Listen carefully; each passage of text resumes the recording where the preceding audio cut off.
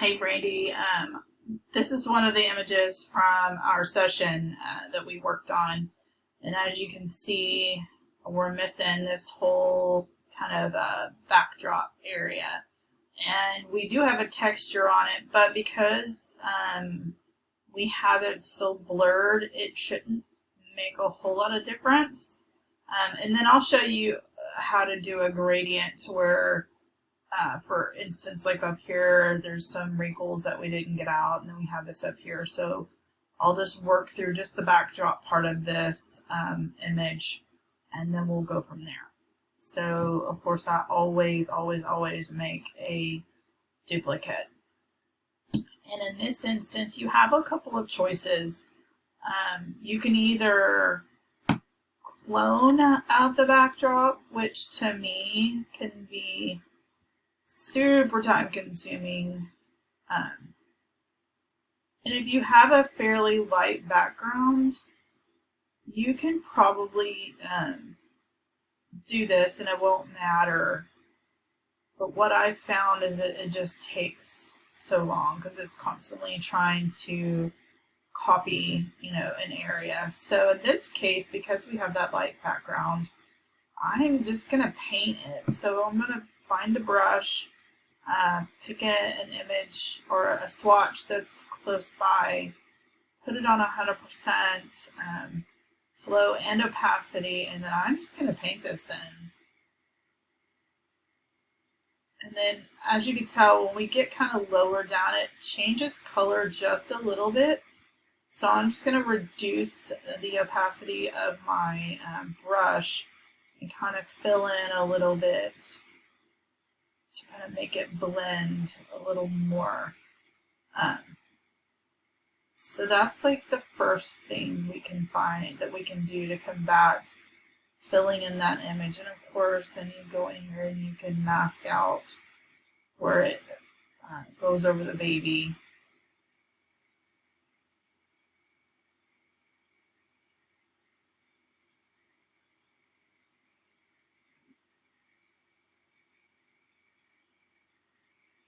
So that's, part one. And then you can always go over here and, kind of fill this in a little bit to kind of make it look consistent.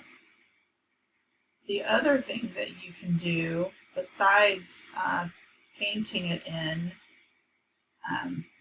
is create a gradient mask. We'll see what this does for it when we create a gradient. So I'd already chosen a color swatch, and in this case, I usually do it right smack dab in the middle. Go down to your adjustment layers, choose gradient, and then I usually always choose the gradient fill that goes from a color to transparent. So this is the foreground color that we picked, and then this goes to transparent. And of course, you can shorten the gradient where it's super short, or you can lengthen the gradient to where it fills it in, where the transparency part is shorter. So before we do that, I'm going to reverse this because it's going from the bottom up.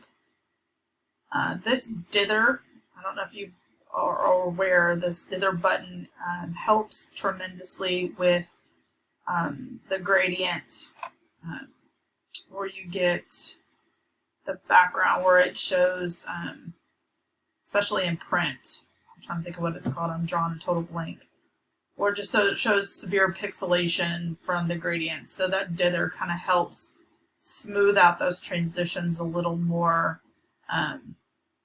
It helps. It doesn't always take care of it, especially in darker colors. So there's other tricks that you can use.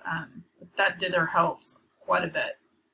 So as you can see, we still have this huge gap right here. So this is where I would come in and maybe shorten this a little bit. You see it's not totally helping, but it helps some.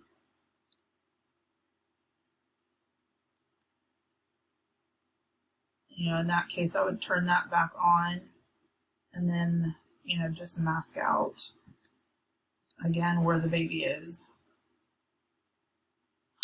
And I'm not being super, super cautious, just for demonstration purposes.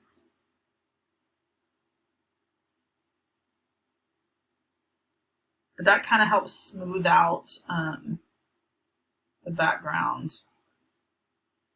And you can see it kind of helps with a little bit of the highlights up here from our light. Just kind of helps soften it just a little bit. It's great for lighter colored backgrounds. So yeah, that's the easiest thing to do is to do either painting it in or creating a gradient mask or a combination of both. So yeah, I hope this helps. If this isn't quite what you were wanting, what you were talking about, let me know and I'll try to find another image.